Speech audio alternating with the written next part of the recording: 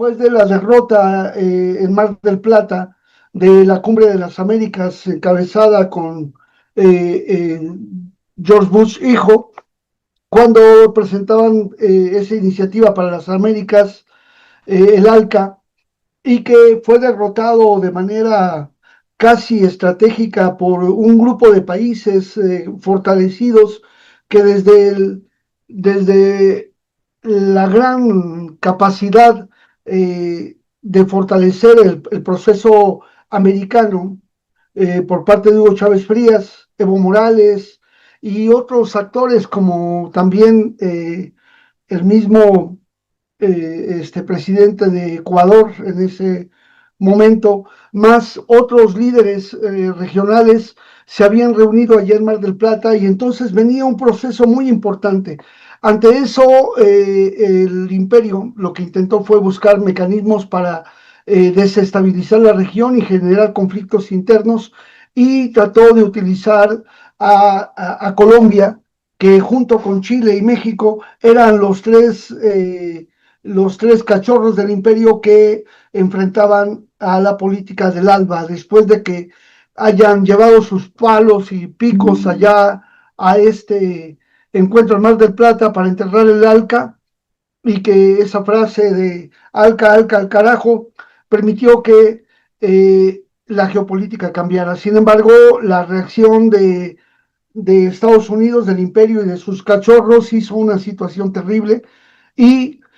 ante una emergencia importante de un proceso de paz en Colombia, donde había un canciller que era propiamente Raúl Reyes y un campamento ahí en Angostura, en Ecuador, a 2 kilómetros de la frontera con Colombia, un campamento tolerado por el gobierno de Colombia en territorio ecuatoriano, porque ahí se estaban llevando a cabo diversas negociaciones para buscar un acuerdo humanitario para intercambio de prisioneros políticos y personas retenidas por las FARC. Y entonces, en ese sentido, aprovecharon todo este desarrollo logístico para que durante varios años que estuvieron siguiendo el secretariado de las FARC diseñaran un operativo que fundamentalmente tiene el sello de la casa sionista, porque se inaugura en ese periodo los procesos de eliminaciones o golpes quirúrgicos al secretariado de las FARC y una vez que se lleva a cabo la cumbre de los pueblos allí en Ecuador y había diferentes delegaciones de personas que iban y venían al campamento para escuchar las propuestas de paz, para escuchar el modelo que planteaba la negociación Colombia con las FARC y el gobierno colombiano, con la ayuda de varios países de la Unión Europea, además de Suiza, eh, se hace un operativo el 28 de febrero. Viajan 5 mexicanos allá a Angostura, que habían ido a este encuentro de los pueblos, este encuentro continental eh, allá, y entonces se presentan en el campamento. Ahí ubican que en el campamento se encontraba Raúl Reyes,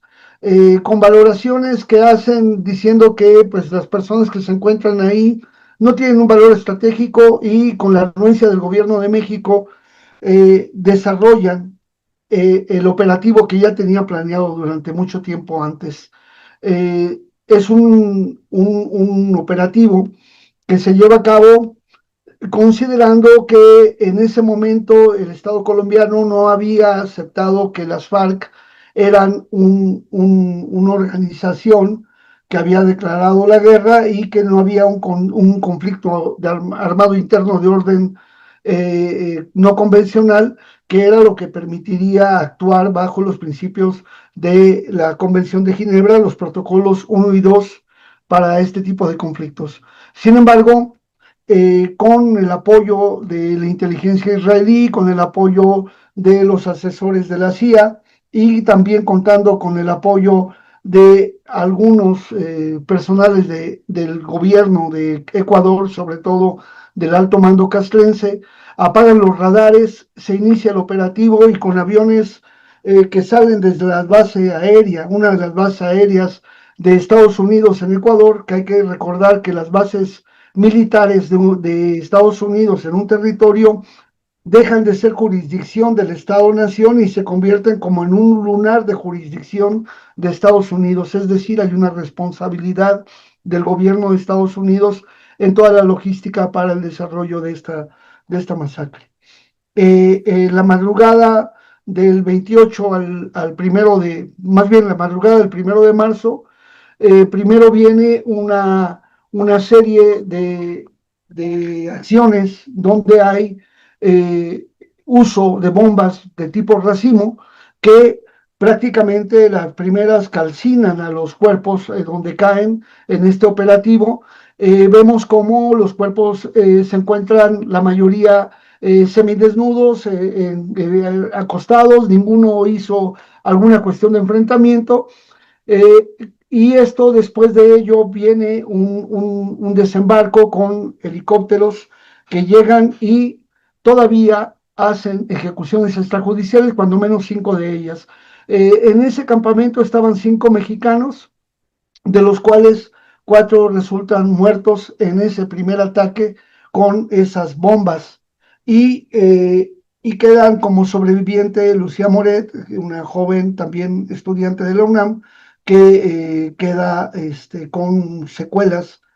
por las esquirlas y es abandonada junto con otras 2 colombianas en el lugar de los hechos, hasta que después de que ya sale las Fuerzas Armadas de la Policía Nacional Colombiana y y del Ejército, informan que hubo un enfrentamiento y ya es cuando el gobierno de Ecuador atiende. Hay que recordar que Lucía Moret es torturada mientras está siendo atendida, es decir, mientras están curando heridas y demás, está siendo interrogada y se convierte en una testigo clave junto contra las otras 2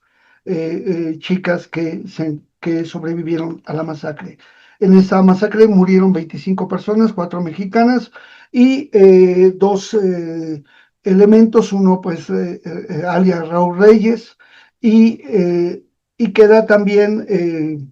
otra persona, un ecuatoriano, Franklin Aizala, que era confundido con un lugarteniente de Raúl Reyes. Los cuerpos son llevados a Colombia, pero todo lo demás se queda ahí. Recuperan materiales y demás, se los llevan a la investigación. Resulta que el gobierno, las altas autoridades de la justicia colombiana determinan que el operativo Fénix es un operativo que se llevó a cabo de manera irregular, no hubo todos los requerimientos para los acuerdos transfronterizos y en ese sentido pues la masacre se desarrolló de esa manera. A partir de ese momento, pues el gobierno mexicano, su respuesta es muy tibia, muy débil y por el contrario, incluso el mismo presidente Calderón acusa a los muchachos de que no eran unas blancas palomas y que hacían ahí en ese lugar, lo mismo que después el gobierno de Peña Nieto. Hay que recordar también que uno de los autores de la masacre, que es el general Óscar Adolfo Naranjo Trujillo, se convertiría al inicio del gobierno de Peña Nieto en el 2014 en asesor especial de seguridad nacional, bajo una figura extraña de un contrato que tiene con el Tecnológico de Monterrey, que lo ponen como profesor, y desde su ámbito como profesor el convenio se hace para que él funja en este papel. Hay que recordar los vasos comunicantes que tenían ambos gobiernos y cómo el gobierno tanto de Calderón como Peña Nieto permitieron que el DAS, es decir, el Servicio de Inteligencia de Colombia, tuviera injerencia directa en nuestro país. Esta situación fue muy terrible y ahí fueron investigados y satanizados también los estudiantes mexicanos. Ahí Verónica Natalia Vázquez Ramírez, Juan González del Castillo, Fernando Franco Delgado y Soren Ulises Avilés Ángeles fueron esas víctimas. Y en nuestro país, de acuerdo al derecho interno de México, el caso fue abierto en la Unidad Especializada de Delitos Internacionales, la UEDE, en la averiguación previa 041 desde el 2009. El maestro Edgardo Avendaño Camacho es el Ministerio Público y es la fecha en que no se ha podido avanzar en una investigación que hay que tomar en cuenta que es un delito contra la humanidad, que no hay inmunidad, que no hay amnistía, que se debe perseguir de manera oficiosa y que no hay tampoco prescripción para el delito. Los responsables de esta masacre, incluso confesos, fue Álvaro Uribe Vélez en su carácter de presidente, Juan Manuel Santos Calderón, que fue después el nuevo presidente, Freddy Padilla de León,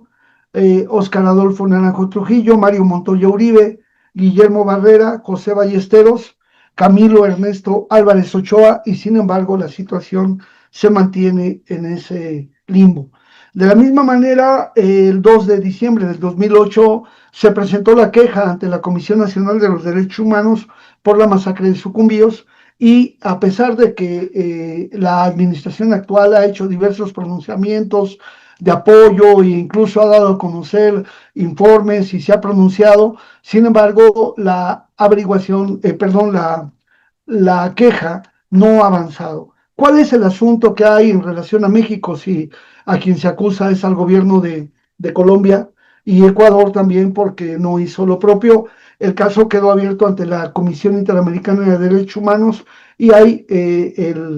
los familiares y las víctimas en contra tanto de Ecuador, de Colombia y México. El caso para México es el 14-385. Ese caso habla sobre el papel de México en la asistencia a las víctimas y a la justicia. Entonces, aunque el gobierno mexicano no fue el responsable, sí le resulta la responsabilidad en atender el asunto y brindarles todo el apoyo. Y entonces lo que estamos aquí pidiendo ahora es que recordarle al Estado mexicano, a la Cancillería y sobre todo a la Secretaría de Gobernación, que es quien informa a la Cancillería para que ésta a su vez informe a la Comisión Interamericana, que desde el 3 de agosto del 2021 le pidió información la Comisión Interamericana al gobierno de México sobre las observaciones del fondo del asunto, es decir, ya el caso está en la admisibilidad y fondo, y el gobierno de México ha sido totalmente omiso y negligente en ese aspecto, e incluso ya el caso fue publicado el 6 de abril del 2025.